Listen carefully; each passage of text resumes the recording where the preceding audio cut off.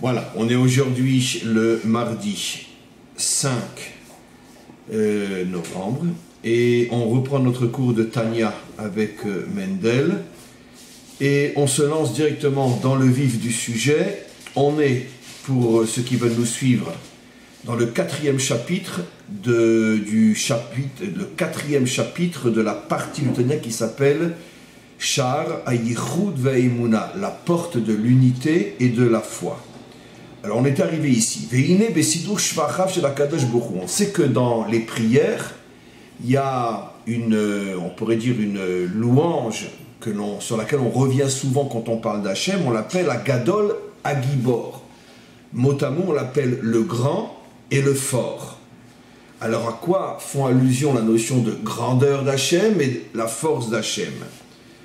Ou Pirouche Gadol, donc le Tanya explique qu'est-ce que signifie que Dieu est Gadol.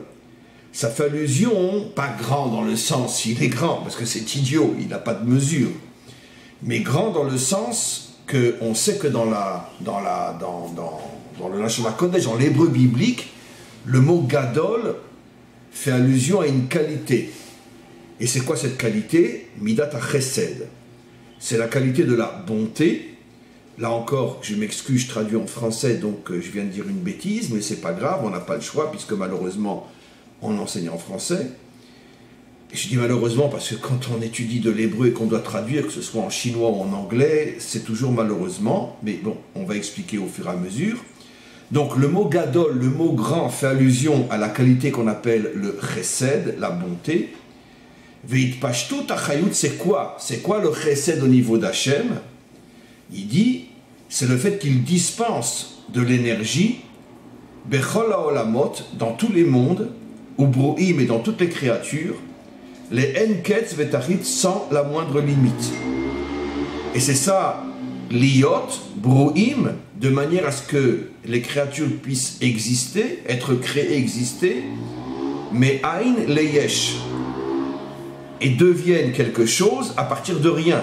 Puisque avant que cette énergie soit diffusée, il n'y avait que lui, il n'y avait que Dieu.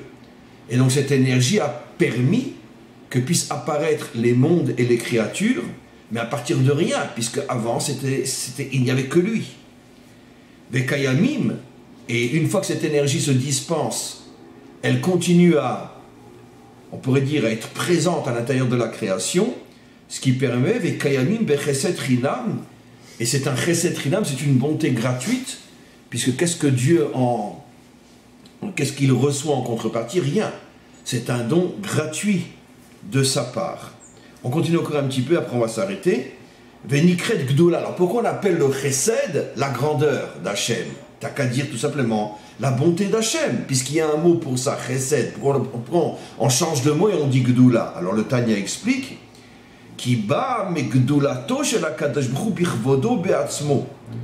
parce que ce chesed vient justement de la grandeur d'Hachem en personne, de lui-même. Qui gadol Hachem, comme dit le verset, parce que grand est Dieu, ou les gdulato en cheker, et sa grandeur n'a pas de fin. Velachen mashpia gamken chayut veitavut me'ain leyesh, et c'est cette grandeur, cette bonté sans fin qui a fait qu'il a créé les mondes à partir de rien, Ye'enketz, sans la moindre limite.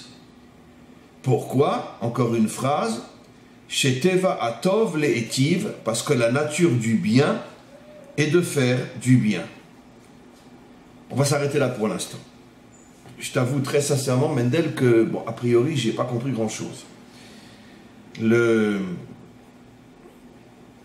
J'ai pas bien compris pourquoi dans la Torah on appelle la bonté d'Hachem Gdulato, sa grandeur.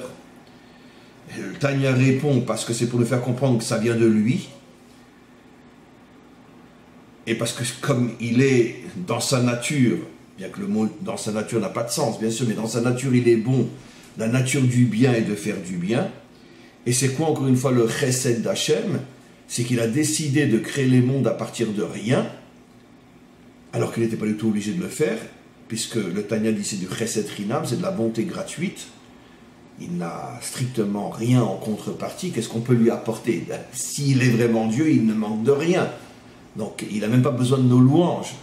Parce que nous, les hommes, on a besoin d'être loués, on a besoin d'être appréciés, on a besoin d'être aimés, parce qu'on a des manques. Et le fait de sentir qu'on est aimé, apprécié, ça nous renforce. Je ne parle pas par rapport à l'orgueil, je parle même par rapport à un renforcement normal, utile. On a besoin de sentir qu'on apporte quelque chose, qu'on a un retour. Mais parce que nous, on est des créatures, on n'est pas parfait. Mais lui, il est parfait, par définition. Donc, s'il est parfait, même nos prières, il n'en a pas besoin. Même notre service, il n'en a pas besoin. Donc, à partir du moment où il a décidé de créer le monde, ce n'est que pour nous. Lui, il n'en retire rien de ça. Donc, c'est pour ça que le Tanya dit, c'est du chesed chinam.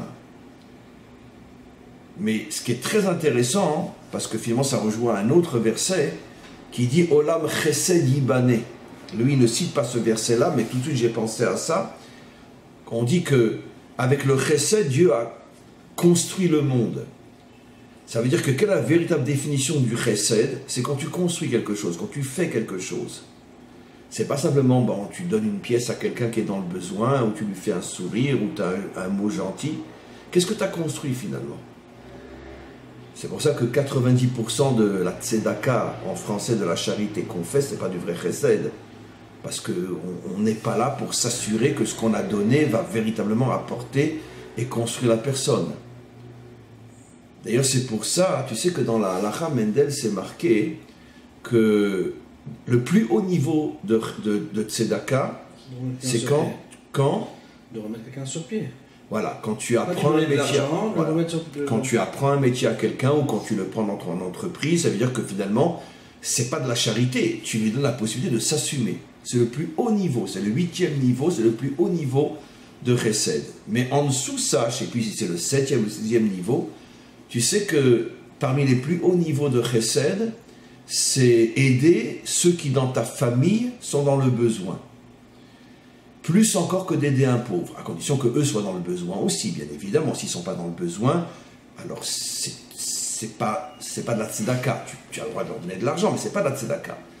Mais si tu as quelqu'un dans ta famille qui est dans le besoin et que tu l'aides, c'est un niveau plus haut de tzedaka et prioritaire que d'aider un pauvre que tu ne connais pas. Et j'ai vu une fois un commentaire, et ça confirme exactement ce qu'on explique, qui dit pourquoi. Pourquoi après tout? Parce qu'apparemment, logiquement, de dire c'est le contraire. Quand tu aides ta famille, c'est égoïste. C'est tu sers ton ego. Alors pourquoi c'est mieux? On a pu dire que c'est équivalent, mais comment on peut dire que c'est mieux que d'aider justement quelqu'un que tu ne connais pas? Donc là, c'est sûr que c'est gratuit parce que tu ne le connais pas. Quand tu aides quelqu'un de ta famille, tu te fais plaisir à toi-même. Et le commentaire dit une explication extraordinaire. Parce que justement, quand on donne à quelqu'un qu'on ne connaît pas, on lui donne et on s'en va, on se fiche royalement de ce qu'il va devenir. Mais quand tu donnes à quelqu'un de ta famille, tu te soucies de voir que finalement il va s'en sortir. Ça veut dire que tu l'accompagnes. Il va bien s'en servir. Voilà, il va bien s'en servir. Tu fais attention à qui tu donnes, comment tu donnes, et tu le suis. Parce que tu veux, parce que tu l'aimes, tu veux qu'il s'en sorte.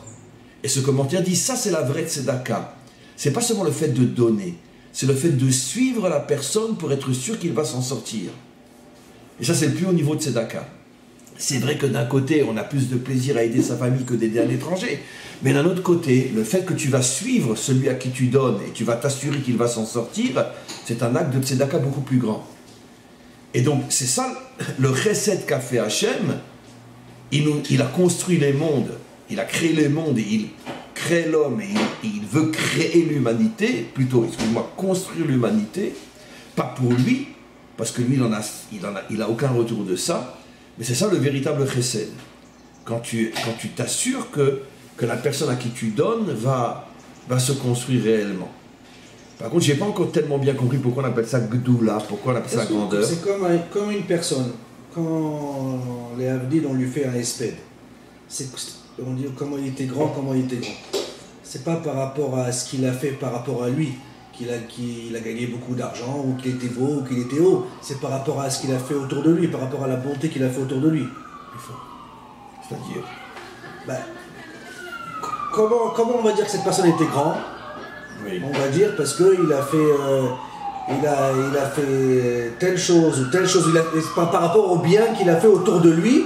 Bravo. Aux gens qui étaient autour de lui. Le fait que lui était très beau et très musclé et il a réussi dans les affaires, c'est pas ce qu'on va dire à son espède. À son espède, on va dire il a construit. À une oraison funèbre.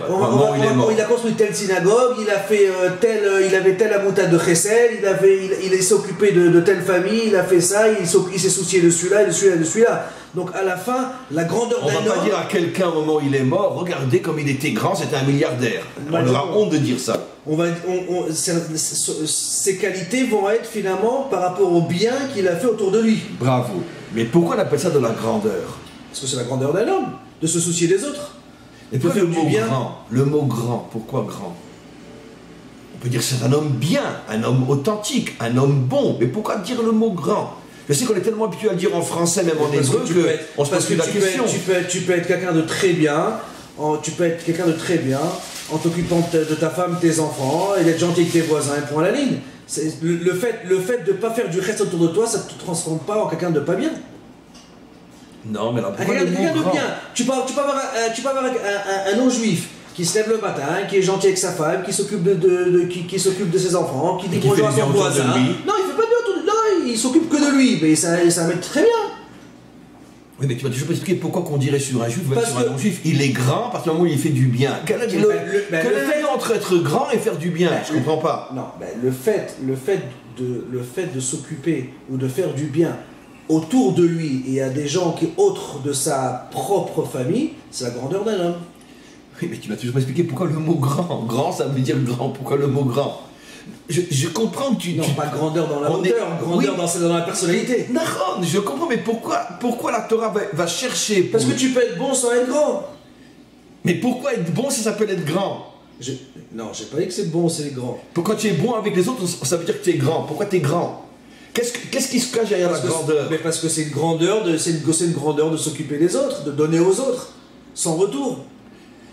Mais bon, je comprends ma question. Pourquoi de la grandeur qui fait allusion à quelque chose qui est au-dessus de la normale? Ce que je voulais t'expliquer, c'est que justement, c'est pas normal. Se soucier de quelqu'un qui n'a rien à voir avec toi, c'est de la grandeur. Voilà. Parce que tu t'élèves au-dessus de la normale. C'est ce que je voulais expliquer. Parce que la normalité, c'est comme tu l'as défini. Un homme peut être très bien, mais attends, moi je m'occupe de moi, de ma femme, mes enfants, éventuellement mon voisin, et ça y est. Ça, c'est la normalité. C'est normal que quelqu'un s'occupe de sa femme et ses enfants. Il peut être très bien. Il peut être très bien, il fait le mal à personne, mais il est normal.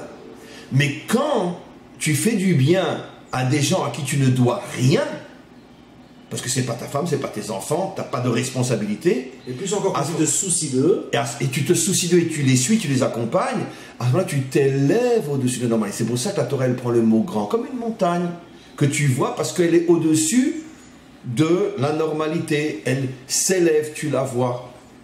Et donc ça veut dire que finalement, quel est le détonateur? Comment qu'on peut dire que quelqu'un, il n'est pas comme les autres, même s'il est bien comme les autres, mais il n'est pas comme les autres, à partir du moment où un peu de tout ce qui est lui et sa femme, ses enfants. Voilà, parce que sinon il ne fait que se servir lui-même. À partir du moment où il commence à faire du bien autour de lui, et comme on a expliqué, et qu'il s'assure que le bien qu'il fait va vraiment donner des fruits, à ce moment-là, il s'élève au-dessus de la normalité. Dans l'argent, ça peut être dans la religion, ça peut être non, que dans la filine, ça peut être... oui, ça peut être une aide dans tous les deux, l'aide morale, l'aide spirituelle, l'aide matérielle, effectivement.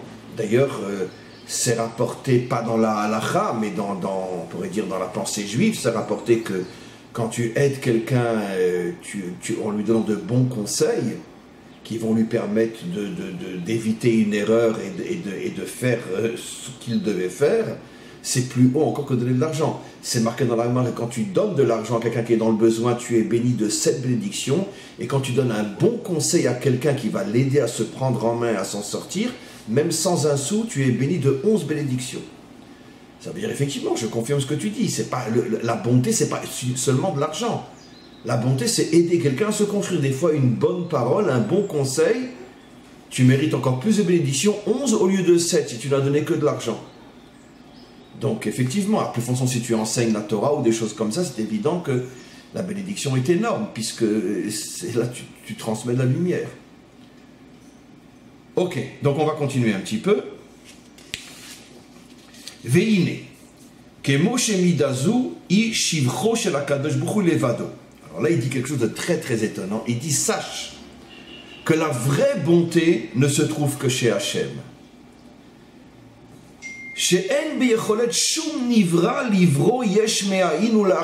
Parce qu'un homme, un être créé, ne peut pas créer quelque chose à partir de rien et en plus s'assurer qu'il va continuer à exister. Nous, quand on fait du bien à quelqu'un qui existe déjà. Donc on ne fait que lui apporter un supplément important, mais on ne lui apporte pas sa vie, son existence. Tandis que Hachem, il a donné l'essence même de la vie, de l'existence, puisque rien n'existait avant lui. Donc le bien que lui fait, personne ne peut le faire.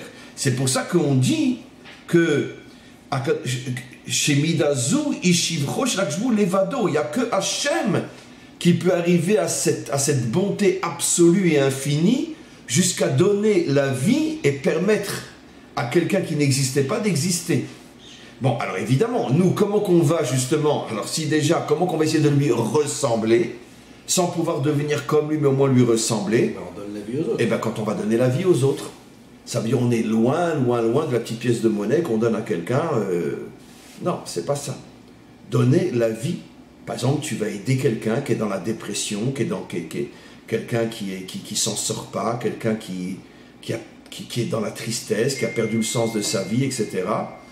Tu vas l'aider à s'en sortir, ça c'est le plus grand chesed que tu peux faire, parce que tu lui donnes de la vie, tu lui donnes de l'existence. Tu le ramènes à la vie. Quelqu'un qui veut se suicider... Tu vas si loin. Le fait d'avoir des enfants, c'est donner la vie aussi. Bravo. Bravo. Le fait de mettre des enfants au monde...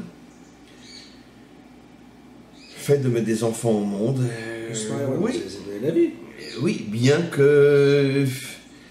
Une mère, elle met des enfants au monde parce que ça fait partie de sa nature, elle a besoin de ça.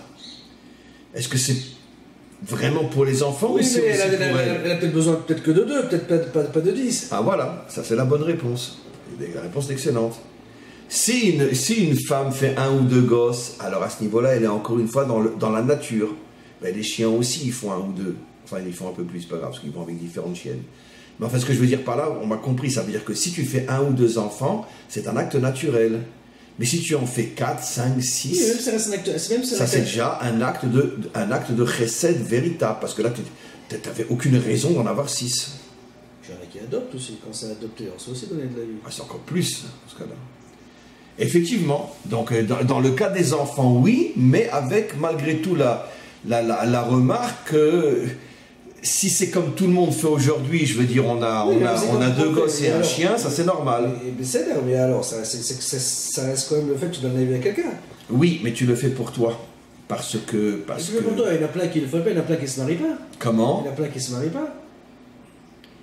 Il y en a plein qui se marient pas, c'est vrai, mais parce qu'aujourd'hui on vit dans un monde qui se dénature énormément à cause de toutes les idéologies anti-famille qui ont pris le dessus sur le monde. Mais dans la nature profonde d'un couple, ils ont besoin pour eux d'avoir des enfants. Attention, je ne dis pas que c'est uniquement égoïste, je ne dis pas ça. Mais c'est sûr qu'il y a une part de satisfaction personnelle, d'avoir un enfant, de laisser quelque chose. Mais par contre, là où je suis 100% d'accord avec toi, c'est quand une personne a 3, 4, 5 enfants, avec toutes les difficultés que cela entraîne, et qu'ils le font vraiment pour amour, par amour de donner la vie, alors là, oui. Même les 2 premiers aussi, c'est évident qu'il y a aussi l'envie de donner la vie. Mais il y a aussi un intérêt personnel énorme. C'est que dans sa nature profonde, un être humain, il a besoin d'avoir des enfants. Même par rapport à Hachem, tu peux dire qu'il y a un intérêt personnel. S'il n'y a pas de créature, alors il va être droit sur personne. Mais oui, mais dans ce cas-là, il n'est plus Hachem. Et justement, ça tu raisonnes comme un être humain. S'il est vraiment parfait, il n'a besoin de rien. C'est pour ça que Tanya dit c'est du chesed chinam. Mais on ne dit pas Rosh Hashanah et Melech Beloam. Et c'est quoi tout le fait de Rosh Hashanah? C'est l'Amlich et Akadosh Baruch Hu, et sans Am, il n'est pas Melech. Ça, c'est au niveau des Toharim, au niveau des Sphirot, au niveau des attributs divins, qu'il s'est habillé de différents attributs divins, comme la royauté, etc. Mais au niveau de son essence, comme on voit dans la Chassidut, au niveau de Atzmut ou Ma'ut, Hachem n'a besoin de rien, puisque son essence est au-dessus de tous les attributs divins. Il n'a besoin de rien, mais sans le monde, il s'ennuie pas, je peux te garantir. De toute façon, on ne peut pas comprendre, nous, Mendel, parce qu'on parle de quelque chose qui n'a aucun point de repère dans notre monde. c'est une dimension, on n'a aucun équivalent pour pouvoir essayer de comprendre, même de très très loin, à quoi peut ressembler Dieu. Mais par contre, ce qu'on sait, c'est que dans son essence, il n'a strictement besoin de rien, sinon il n'est pas parfait. Et tout ce qu'il a fait, que En Meler Bli'an, il n'y a pas de roi sans peuple, donc il devait nous créer, etc., c'est uniquement à partir du moment où il a dévoilé l'attribut de bonté et de donner aux autres sans chercher lui-même, dans son essence du moins, le moindre retour. Donc en tous les cas, on avance bien et on voit que quoi qu'il en soit, au niveau d'Hachem, la bonté parfaite, c'est encore une fois le fait de donner la vie, mais donner la vie comme lui le fait, personne ne peut le faire, mais on peut tendre vers cette bonté, entre parenthèses, divine, en essayant nous aussi de diffuser autour de nous des forces de vie chez ceux qui en ont besoin. C'est ça le vrai chesed. Vegam midazou, maintenant sache que cette qualité, il est mal, mais askalat kolabruim ve'asagatam. Ça c'est très très fort. Le vrai chesed, dit le Tanya, est complètement au-dessus de la logique humaine. Ça on a expliqué pourquoi. Parce que la logique humaine, elle ne me poussera jamais à perdre du temps, de l'argent, des forces, et pour m'occuper de gens que je ne connais pas ou vis-à-vis desquels j'ai aucune responsabilité. La logique humaine, elle tourne uniquement autour de mes intérêts. Donc si quelqu'un est capable, sans rechercher le moindre bénéfice, de donner aux autres, c'est clair qu'il fait quelque chose qui est complètement au-dessus de sa logique, de son pragmatisme, de son intelligence, on pourrait dire naturelle. Il s'élève à un niveau qui est le niveau de l'âme, qui est la émouna, qui sont des forces spirituelles qui sont dans l'âme, mais qui ne se trouvent pas au niveau de la nature de l'homme. Donc je répète ce qu'il dit, Vegam midazu il est mala me askalat kolabruim ve'asagatam. Cette mida est au-dessus de la logique et de l'intelligence des hommes. She'en kohar besechel shum nivra leaskil ou leasig midazu. Parce que c'est sûr que si on ne fonctionnait qu'avec notre intelligence et notre logique, on ne pourrait jamais être des gens qui font du bien. C'est intéressant parce que tu me diras, mais attends, il y a plein de gens qui font du bien. Oui, mais c'est du bien intéressé. C'est du donnant-donnant. Tu comprends ? Mais du bien désintéressé, jamais la logique va nous pousser à faire une chose pareille. Puisque évidemment, non seulement on n'a aucune possibilité de comprendre comment Dieu a créé à partir de rien et pourquoi il continue à donner la vie finalement à des créatures dont il n'a pas besoin. Et pour nous, à notre niveau, c'est la même question. Pourquoi tu perds ton temps à aller aider Pierre et Paul? Tu as suffisamment de soucis à résoudre dans ta vie personnelle, qu'est-ce que tu t'occupes des autres? C'est pas logique, tu perds ton temps, tu perds de l'argent. Arrête. Mais tu es poussé par une force divine. Finalement, la seule possibilité de savoir si un homme est connecté à Hachem, c'est si lui aussi est capable de faire des choses qui sont contraires à la logique, contraires à l'intérêt. C'est ça la seule preuve, comme dire, je crois en Dieu. Oui, moi aussi je crois en ma sœur. Non, tu crois en Dieu, contrairement, qu'est-ce que tu fais comme lui? Fais quelque chose comme lui. Et à ce moment-là, tu peux dire que vraiment, tu es attaché à lui. Ki abriya yesh me'ayin, idavar shelemala mesechel anivraim. Parce que la création à partir du néant, à partir de rien, c'est quelque chose qui dépasse complètement l'entendement.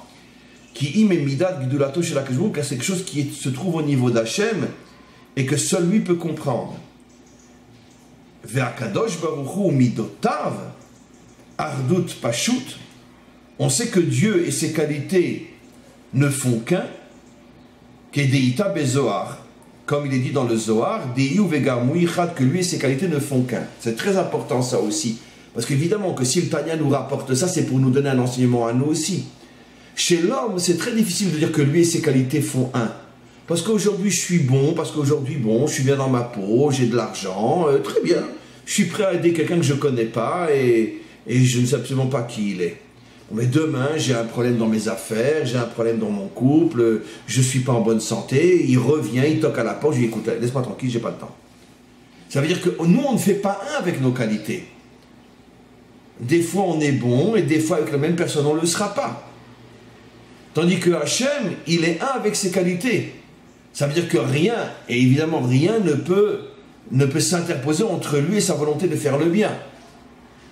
Surtout qu'on sait, on a déjà expliqué que même quand il punit, l'intention finale et réelle, c'est de sauver la personne, de la nettoyer, de la ramener vers la vérité, et justement en la punissant, il essaye de réveiller la personne. Donc son intention, c'est pas de briser, c'est pas de casser. Son intention, c'est de toute façon de faire du bien. Et donc, pourquoi le Tanya nous enseigne ça? Pour nous faire comprendre que nous aussi. Et ce que dit le Tanya, c'est marqué explicitement dans le Talmud. Le Talmud dit, qui est plus grand? Celui qui fait du bien spontané ou celui qui fait du bien parce qu'il se sent obligé de le faire? Mais s'il ne se sentait pas obligé, il ne l'aurait pas fait. Le Talmud répond, contrairement à ce que tout le monde dira dans la rue, celui qui fait le bien par obligation est plus grand que celui qui fait le bien de manière spontanée. Ça choque évidemment tout le monde, mais tu connais bien la réponse. Nos maîtres disent parce que celui qui fait du bien de manière spontanée, il ne le fait que quand il est dans les bonnes conditions de le faire. Mais demain, il sera dans un contexte différent, il ne le fera pas. Mais celui qui le fait par obligation, c'est toute la règle de la Mitzvah aussi. Voilà, c'est le règle des commandements. Il le fait tout le temps. Pourquoi? Parce que c'est pas son enthousiasme personnel, le contexte, le fait qu'il a beaucoup d'argent, il se sent bien, il est heureux, qui le pousse à faire. Et demain, quand il sera dans une situation qui est à l'extrême opposé, il ne le fera pas. Non. Je dois le faire, un point, c'est tout. Alors c'est sûr que celui qui le fait parce qu'il doit le faire ne le fera pas forcément avec le même enthousiasme et la même lumière et le même sourire et la même joie que celui qui le fait de manière spontanée. Mais la différence, nous expliquent nos commentaires, c'est que celui qui fait quelque chose de manière spontanée, il le fera une fois, 2 fois dans le mois et pas plus. Celui qui fait une chose par obligation, il le fera tous les jours. Pas aussi grand, quantitativement parlant, que celui qui le fait de manière spontanée, mais nos maîtres disent mieux vaut quelque chose de petit répété que quelque chose de grand qui est une fois de temps à autre. Donc c'est pour ça que pourquoi j'ai dit ça maintenant? Ah oui, c'est pour ça que justement, alors quelle est la leçon qu'on prend? Que nous aussi on doit faire un avec nos qualités. C'est possible seulement si on se sent véritablement responsable et obligé de le faire. C'est pas tout d'un coup, tiens, je décide d'aider parce que bon, j'ai fait une très bonne affaire et j'ai pas besoin de tout l'argent que j'ai gagné. J'ai gagné 1 million d'euros, si je donne 50 000, ça va pas m'appauvrir. Oh, vous vous rendez compte, il a donné 50 000 euros, le bonhomme. D'accord, il a donné 50 000 euros sur 1 million d'euros. Et puis, c'est parce qu'il a gagné 1 million d'euros. D'accord. Et puis demain, il gagne, peut-être dans 10 ans, il ne gagnera plus 1 million d'euros, il ne donnera plus jamais une somme pareille. Par contre, quelqu'un qui tous les mois donne son maaser, donne le 10e de ce qu'il gagne, et même s'il gagne 1 000 euros par mois, ce qui est une misère, il donne malgré tout 100 euros, mais tous les jours, tous les mois de sa vie, celui-là, disons, est beaucoup, beaucoup plus grand que celui qui a donné une fois en 10 ans 50 000 euros. Même si 50 000 euros, c'est peut-être plus, même sur 10 ans, parce que regarde, si je donne 100 euros, ça veut dire que ça fait 1200 euros, et donc en 5 ans. En 5 ans, j'aurais les 5, ah non, même pas, non, 5 000, non, ça fait, ah oui, ça fait... sur 10 ans, ça fait 12 000 euros. Ah oui, donc je suis encore loin. Ça veut dire que nos maîtres disent que quelqu'un qui donne 100 euros par mois est plus grand que celui qui a donné une fois en 10 ans 50 000 euros, alors que moi-même en 10 ans, je ne vais pas atteindre la somme que lui a donnée. Pourquoi? Parce que ce qui compte, c'est la régularité. Le fait que tu te sens obligé, tu te sens responsable. C'est ça la grandeur d'un homme. Et non c'est pas un feu d'artifice la grandeur d'un homme. C'est la régularité. Et c'est ce qui est le plus difficile à atteindre. Tous les jours, quelle que soit la situation, quel que soit ton état d'âme, tu donnes. Tu donnes pas grand-chose, mais tu donnes. Tu aides. On continue. Ukemo she'en beyecholet shum sechel venivra la sigmidat gedulato. De la même manière que personne ne peut au niveau de sa logique atteindre la vraie bonté, c'est-à-dire la vraie grandeur, Shei ayecholet livro yesh me'ainu lachioto, qui dit volam chesed ibane. Ah ben tiens, il le rapporte dans le verset. De la même manière que la logique nous poussera jamais à devenir des constructeurs de ce monde, le verset que j'ai cité tout à l'heure, tu vois, Olam Chesed Yibane, devient un constructeur de ce monde. D'ailleurs, tous les jours, on termine la prière en disant quoi? Al tikre Banaïr et là, Bonaïr. Parce qu'en hébreu, le mot fils et le mot constructeur, c'est le même mot. Et qu'est-ce qu'on dit tous les jours en terminant la prière? Je ne suis pas seulement le fils d'Hachem, comme c'est marqué dans la Torah, mais je dois être un constructeur de ce monde pour mériter d'être le fils d'Hachem. Donc, bien que la logique, puisqu'elle ne fonctionne que sur l'intérêt, ne nous poussera jamais à être des constructeurs de ce monde, malgré tout, car mamash en beyecholto lasiמיdat gvurato shel hakadosh baruch hu shemidat hatzimtzum umiyat itpashtut achayut megdulato. Alors là maintenant on rentre dans une autre mida. De la même manière, dit le Tanya, que si je ne fonctionnais que d'après ma logique, je ne pourrais jamais être un constructeur de ce monde, car tout ce que je le fais seulement si j'ai un intérêt, mais un acte gratuit qui ne me rapporte rien, jamais ma logique me poussera à le faire. Donc de la même manière que la bonté véritable est au-dessus de la compréhension humaine, de même la gvura, la rigueur véritable est au-dessus de la compréhension humaine. Pourquoi ? Pourquoi la rigueur, qui est donc la contraction, le tzimtzum, pourquoi la rigueur est elle aussi au-dessus de la compréhension humaine? Parce que, il explique, mais les yared ou les galot à la nivraim, la achiotam ou le kayem begilui ki im beesterpanim. Parce que, au niveau d'Hachem, c'est quoi la rigueur? Explique le Tanya, c'est qu'il nous donne tout. Chaque milliardième de fraction de seconde de vie, c'est grâce à lui. Toute réussite matérielle, la santé, tout ce qu'on fait, c'est grâce à lui. Mais par contre, il se cache tellement en nous donnant que la majorité des hommes en arrivent à dire que finalement, il n'existe pas. Ça veut dire, comment accepte-t-il de donner tant et en même temps de se voiler au point qu'on peut arriver à le nier? Alors sa capacité qu'il a de se voiler, c'est ce qu'on appelle la contraction. Et cette contraction, elle est complètement au-dessus de la compréhension humaine. Tu connais quelqu'un qui donne et qui se cache complètement au point que celui qui reçoit ne sait même pas qui lui a donné, plus encore au point qu'il puisse penser que s'il a reçu, c'est grâce à ses propres mérites à lui. Il ne sait même pas que je suis derrière. Parent-enfant. Comment? Parent-enfant. Parent-enfant. Oui, exactement. Tu veux dire quoi par là? Que les enfants sont ingrats? Ben, avec les enfants, ils reçoivent un maximum et ils ne sont pas toujours reconnaissants, ils pensent que c'est normal. Et grâce à ce que tu dis, on comprend encore mieux pourquoi nos maîtres disent que le commandement d'honorer ses parents est aussi important que le commandement d'honorer Hachem. Parce que finalement, c'est le modèle exact dans ce monde de ce qu'on explique. Parce que si un enfant n'est pas reconnaissant vis-à-vis de ses parents, c'est impossible que ce soit un vrai croyant. C'est impossible, même s'il dit je crois en Dieu et je mets les tefilines, je mange kasher, c'est que de la mécanique. Mais c'est sûr que c'est impossible. C'est impossible. Parce qu'effectivement, tout ce que les parents font pour l'enfant, y compris, comme tu as dit, qu'ils lui ont donné la vie. Et ils ne l'ont pas abandonné quand il est né. Donc au moment où il a 17 ans et qu'il traverse sa crise de puberté et qu'il envoie ses parents balader, c'est évident que le comportement au niveau familial est exactement le même comportement que le comportement finalement du monde par rapport à Hachem. Et pourquoi on en arrive là? Parce que les parents ne sont pas constamment en train de dire attention, j'ai fait ci, j'ai fait ça, dis-moi merci, dis-moi merci. Les parents font, c'est devenu naturel de faire. Ils ne mettent même plus en évidence ce qu'ils font. Donc c'est-à-dire que leur bonté est tellement cachée que l'enfant prend ça comme un dû. Ben, c'est comme nous le matin, pour nous c'est tout à fait normal de se lever, d'ouvrir les yeux et de marcher, que tout va bien. Donc l'enfant aussi, exactement. Pour lui c'est normal de se lever, d'avoir à manger, d'avoir à dormir, de se lever à l'eau chaude, etc. Voilà, et c'est normal qu'il y ait à manger à la maison, au frigidaire, c'est normal que... Tout est normal, exactement. C'est exactement le même modèle. Donc en tous les cas, qu'est-ce qu'on voit? Oui, mais alors dans ce cas-là, la question se pose. Alors, puisqu'on nous dit qu'on doit acquérir la bonté d'Hachem, et on doit acquérir aussi la contraction d'Hachem. C'est ce qu'on fait par rapport aux enfants. On ne fait pas ça, c'est ce qu'on fait. Ça veut dire que finalement, on ne doit pas dire aux enfants constamment « regarde ce que j'ai fait, regarde ce que j'ai fait, regarde ce que j'ai fait ». On ne le dit pas. On ne le dit pas. Mais c'est pas pour ça que ça laisse...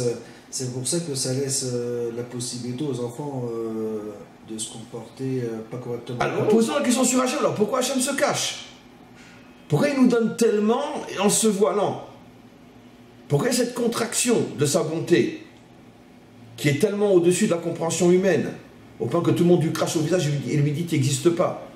Au moment où je te crache au visage, j'existe grâce à l'énergie que tu mets en moi et je m'en sers pour te cracher au visage. Pourquoi Hachem fait ça? Et finalement, il nous demande aussi de lui ressembler même dans ce domaine-là. Pour avoir le libre arbitre. Pour avoir le libre arbitre. Ça veut dire que c'est un acte de bonté inimaginable. C'est-à-dire que dans sa contraction, il est encore plus bon que quand il nous fait du bien.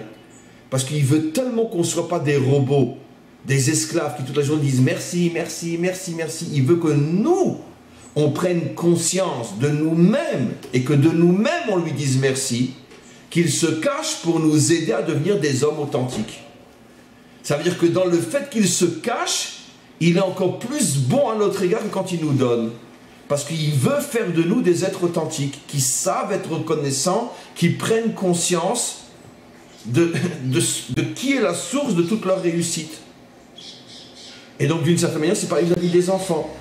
Pourquoi on n'a pas cette nature en tant que parent de chaque chose qu'on fait dire à l'enfant « Hey, j'ai fait ci, dis merci ». Parce que justement, finalement, c'est indirectement, c'est ce qui va pousser l'enfant un jour à prendre conscience. Mais attends, mais qu'est-ce que mes parents ont fait pour moi? Et le jour où il prend conscience de ça, c'est un retour total à la prise de conscience de finalement qu'il n'existe que grâce à eux. Ouais, peut-être aussi c'est comme par rapport à Hachem. On veut que l'enfant il soit reconnaissant, pas le fait que tu lui achètes à manger et à dormir, le fait que c'est que son parent. Voilà, exactement. Absolument. Ça se limite pas à... C'est pas une reconnaissance d'intérêt. Merci de me donner à manger. À manger ou un vêtement, que ça soit illimité. Exactement. C'est exactement. Parce que si à chaque fois que je te fais du bien, je dis regarde ce que je t'ai fait, dis-moi merci. Alors le remerciement va être un remerciement égoïste. Alors, ça veut dire quoi? C'est-à-dire que si demain tu peux plus acheter à manger ou tu peux plus... il te dira pas merci. Donc il y a plus de kavod. Exactement.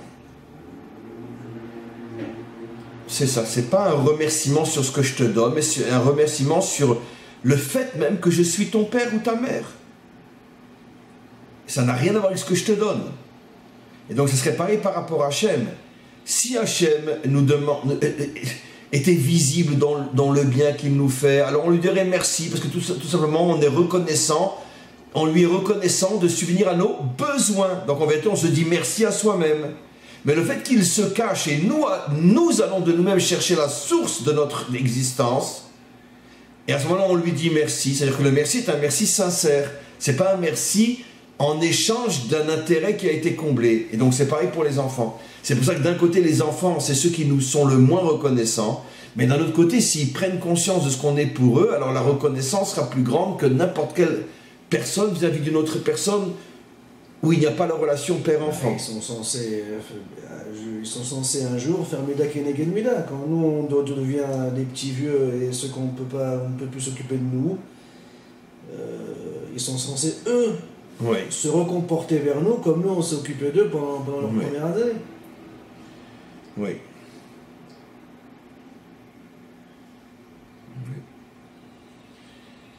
Ouais, c'est le sujet par excellence, quoi.